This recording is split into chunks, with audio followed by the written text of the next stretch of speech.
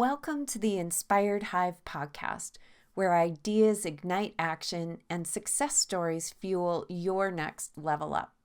I'm your host, Margo, and we're here to empower entrepreneurs, leaders, and professionals like you with the tools and inspiration to cultivate your dreams into reality.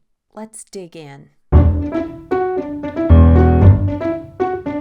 Wow, this episode I am recording during the May/June timeframe, which is that timeframe when we have a lot of folks graduating high school, graduating college, and moving into their next thing, their next adventure, whether that's off to college, off to a job, off to their kind of next endeavor, maybe grad school. And I saw a prompt on LinkedIn that really was asking for posts related to a piece of advice for the new graduate who might be entering the job market. And this really landed for me. It's created a lot of contemplation and a lot of consideration because obviously, as folks are going out in the world, we're celebrating with graduation parties or next adventure, bon voyage kinds of experiences. And I really felt like this landed differently this year. Maybe because I have a college grad, maybe because there's been a season of these graduations over the past several years, but it got me contemplating about how I look at the future, how I look at my future right now, how I'm looking at the future for those who are graduating from either a high school experience or a college experience, or my son graduating at the U.S.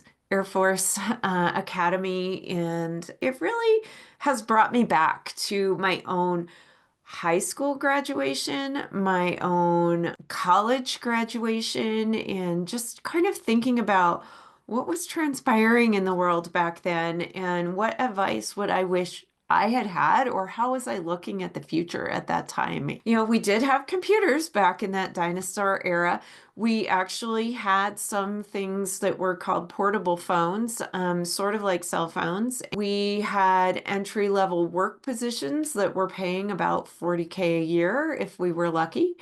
And gas back then was about $1 a gallon in the US. I remember at the campus bar, beer was $1 a pitcher. And I'm certainly not thinking about all of these things in terms of these numbers, but in recognizing that times have changed. Time has ticked on. The world has developed, has grown in that time span. Just in comparison, a pitcher of beer now is $21 at my local restaurant, and the average cost of a car is more than that $40K of the starting position. And gas, well, I think that's about triple depending on where you live, and we won't talk about the price of eggs. But here's the thing, times have changed. Times have brought changes to us, and there are always things that go along with the constant tick of that clock. Some of the time we don't want it to constantly advance, that we want to hold on to the things that we're maybe holding precious and dear and the things that we are comfortable with. And yet the reality is things are always changing. Things are most likely getting more expensive, and oftentimes, ideally, we're getting paid more.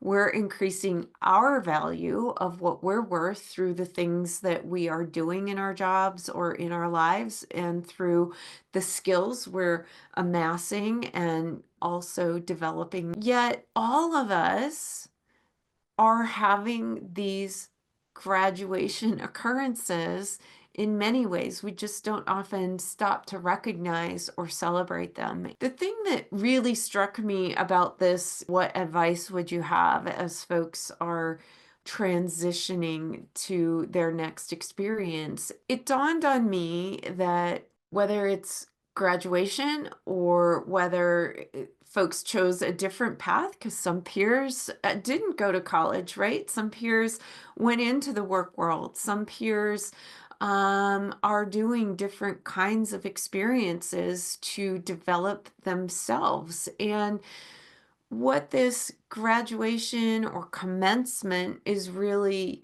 celebrating in many ways is the boldness to take that next step out into the world. And we are constantly doing that. We might not always identify it that way or recognize it that way, but we are constantly taking those next steps. We're working on the next thing that we're developing, whether it's a project at work or an art exhibit that we are working on in that other path that we may have chosen. So, a world where our peers make different choices, where many others are living and thriving and contributing in amazing and beautiful ways every day.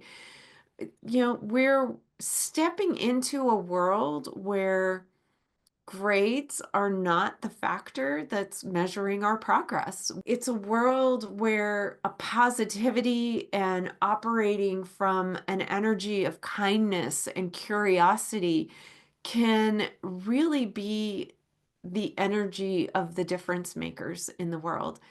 And communication there is key. So, that advice that I would have for those taking that bold next step, whether it's graduation or whether it's a new job, looking for a new job, think about what you need in terms of stepping into that next level, and think about what you already have in stepping into that next level.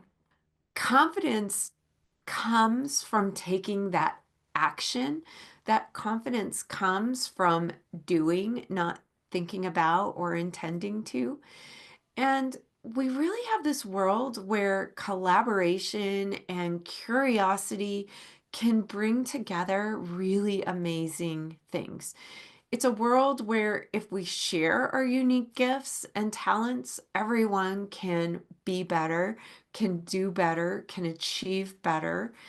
And it's a world where your smile conveys that human connection. It's a world where any human thing that we can dream is possible.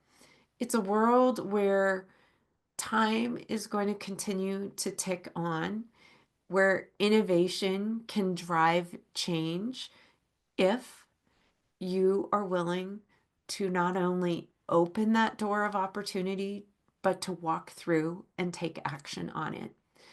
So, my one piece of advice for any of you out there who are celebrating the commencement of something new in your world, in your life, my piece of advice is to step boldly into your world. Bring with you your kindness, your positivity, your curiosity, and lead yourself toward your dreams while you're collaborating with those who may be on different paths, who can be inspiring and encouraging in different ways, and you can do the same. Your connection with others is the key to the success for all of us. And with that, let's go and celebrate those commencements, those new steps that we bring into the summer of 2025. So grateful you listened to this episode of the Inspired Hive podcast. Be sure to follow me on social media at Inspired Hive Podcast, and don't forget to subscribe to the podcast. I can't wait to see you back here for our next episode, and as always, remember to live inspired.